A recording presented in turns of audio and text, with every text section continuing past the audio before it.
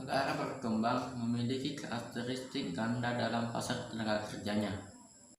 Pasar dibagi antara sektor formal dan sektor informal. Hal ini biasanya dikarakteristikkan dengan tingkat gaji tinggi dan tingkat gaji rendah. Penghasilan mereka dapat juga dikenali dari tingkat pendidikan. Dua sektor ini adalah hasil dari ketidaksamaan yang berarti dan keterputusan dalam sistem ekonomi mereka. Ada ketidaksamaan kelembagaan antara pasar tenaga kerja formal dan informal karena mereka menjalankan dengan dua latar tenaga kerja yang berbeda, yang menghasilkan perbedaan yang cukup signifikan antara produktivitas tenaga kerja dan gaji mereka. Pasar tenaga kerja adalah seluruh aktivitas dari pelaku-pelaku untuk mempertemukan pencari kerja dengan lowongan kerja atau proses terjadinya penempatan dan atau hubungan kerja melalui penyediaan dan penempatan tenaga kerja.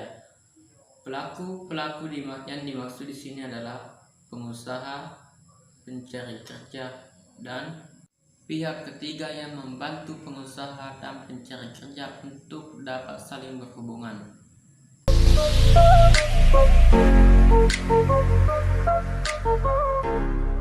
Warahmatullahi wabarakatuh. Perkenalkan, nama saya Isma, Prodi Ekonomi Syariah IPSA semester 6. Fragmentasi pasar adalah kondisi pasar di mana tidak ada satupun penjual yang dominan. Masing-masing penjual tidak cukup besar untuk mempengaruhi pasar secara tidak wajar. Selain itu, hambatan masuk ke pasar ini juga rendah. Oleh karena itu, pasar terdiri dari beragam segmen yang berbeda yang mencerminkan berbagai kebutuhan, keinginan, tanggapan terhadap pasar, pemasaran, dan perilaku.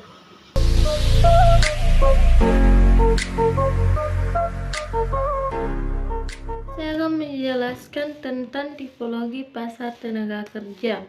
Selain pengklasifikasian sektor berdasarkan dengan lapangan usaha, dalam pasar tenaga kerja juga dikenal dengan istilah dualisme, yang berarti pemisahan ke dalam dua kelompok sektor.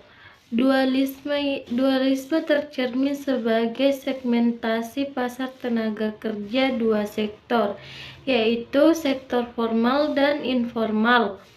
Adapun ciri-ciri umum segmentasi pasar tenaga kerja tersebut adalah: yang pertama, sektor formal atau modern. Ciri-cirinya adalah padat modal, menggunakan teknologi yang tinggi, dilakukan secara terdidik, dan dilakukan di perkotaan. Selanjutnya itu sektor informal atau tradisional.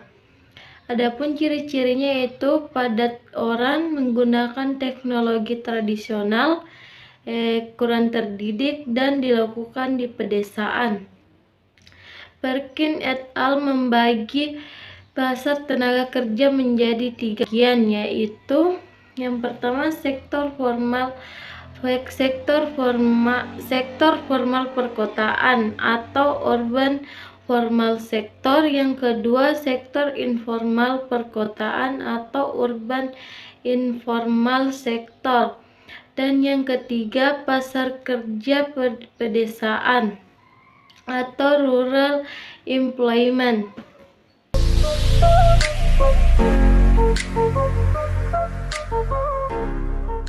Umumnya desa didominasi oleh aktivitas pertanian, sedangkan kota memusatkan diri pada industri. sehingga keseluruhan perkembangan ekonomi dikarakteristikan oleh lokasi tenaga kerja tahap demi tahap keluar dari daerah pertanian memasuki kawasan industri melalui migrasi, desa, kota, atau sering disebut dengan urbanisasi. Banyak teori yang dikemukakan untuk mencoba menelusuri niat bermigrasi antara lain. Nah, yang pertama adalah threshold model atau sering dikenal dengan place utility model, or residential strategic of action model, or residential preference model, di mana berangkat dari suatu asumsi bahwa individu merupakan makhluk rasional yang mampu memilih alternatif terbaik dengan membandingkan untung dan rugi. Yang kedua ada the human capital approach atau human capital model. Yang ketiga ada contextual analysis, memusatkan perhatiannya pada pengaruh faktor latar belakang struktural. Keempat ada value ekspektasi model serta kombinasi atau integritas. Semua teori tersebut berupa hubungan antara sikap, nilai persepsi, dan niat bermigrasi. Yang terakhir ada place utility and behavior intention. Sementara untuk integratif model mengasumsikan bahwa niat bermigrasi secara langsung dipengaruhi oleh 3 faktor, yaitu persepsi tentang place utility, latar belakang pribadi, dan struktural.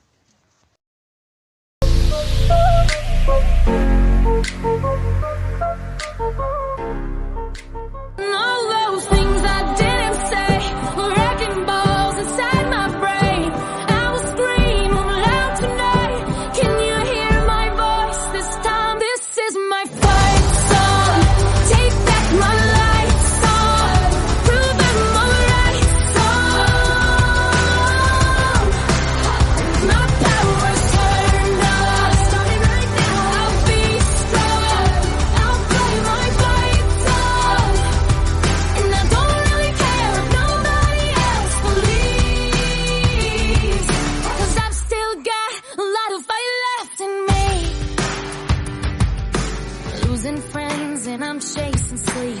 Everybody's worried about me. In too deep. Say I'm in too deep. Oh, it's been 2 years. I miss my home, but there's a fire.